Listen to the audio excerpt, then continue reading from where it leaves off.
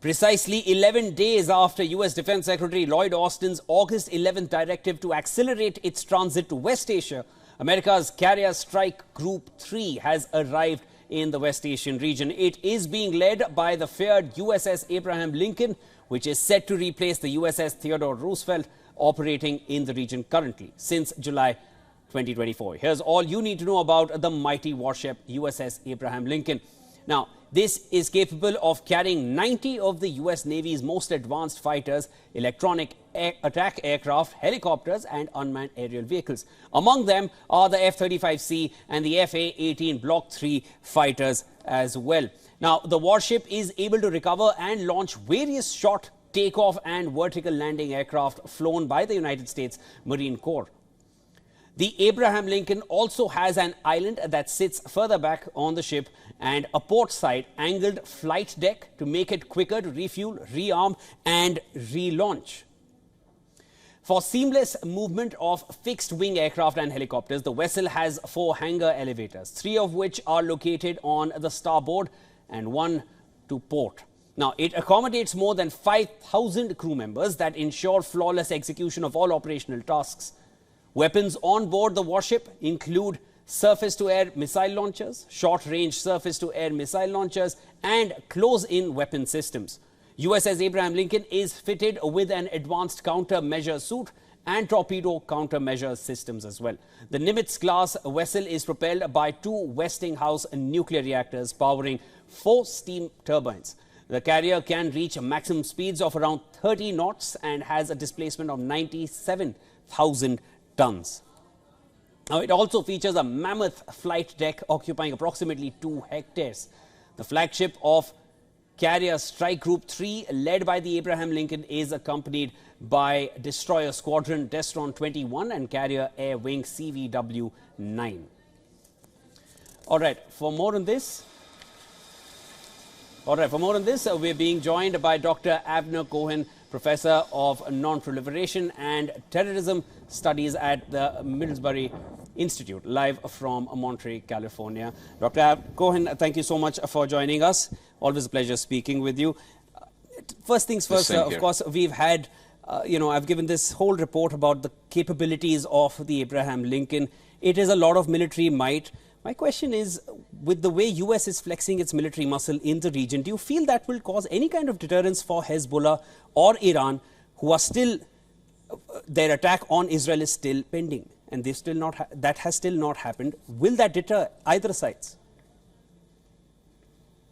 Well, there is a great deal of uncertainty. So far, the threats from both Hezbollah and Iran were somewhat suspended, on hold, waiting for the results of the negotiations over the possible deal with Gaza. So everything was put aside to see what will happen. The common view is that Hezbollah is determined to retaliate, and they are waiting to hear from Hamas in Gaza when they consider to be the negotiations as failed, and at that point they might strike. Sending the Abraham Lincoln was done a while ago as part of bringing a great deal of projection of power, both vis-a-vis Hezbollah and Iran. I think it has some deterrent effect. I think Iran has indicated that it still has an open account with Israel for what happened with the assassination of Ismail Haniyeh, but for now they would like Israel to be nervous and to wait, and they're not necessarily able to do it immediately. So in that respect, it looks like both deterrent and diplomacy on the side of the West at least has bought time. And it may go, the negotiation over the Hamas is on and off and on and off. Right now, it seems to be off. Maybe or maybe not will be some kind of meeting in Cairo over this weekend or early next week. So I think it works with Iran for the time being. Hezbollah is a little bit more catchy, a little bit more sensitive. It's an open question to what extent and when Hezbollah might retaliate.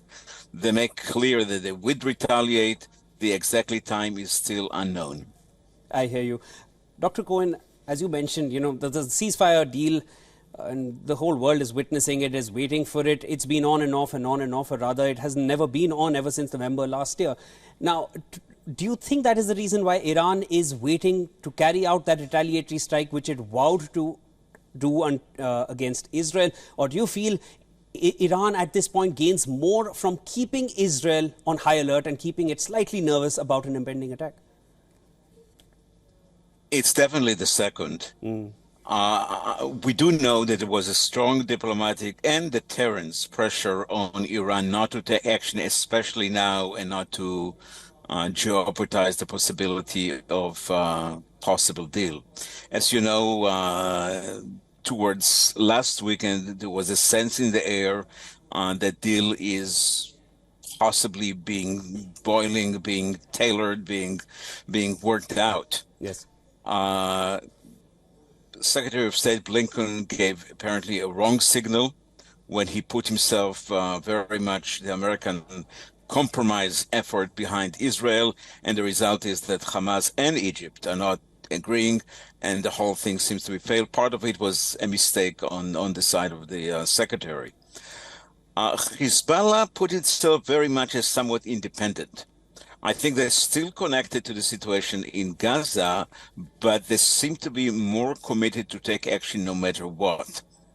And for them, it's the balance to take an action that will be painful, that would be to a degree decisive, but at the same time would not go into a war. And here there is a room for miscalculation, all kind of, way to miss the situation. All right, Dr. Cohen, thank you so much for joining us, sharing all your thoughts and your understanding of the key issues at this point. Of course, Iran gains from keeping Israel slightly nervous at this point is what you're saying, but Hezbollah is more sensitive. I get your point, and we'll further discuss this with you as things develop further. That was Abner Cohen joining us from Montreal, California.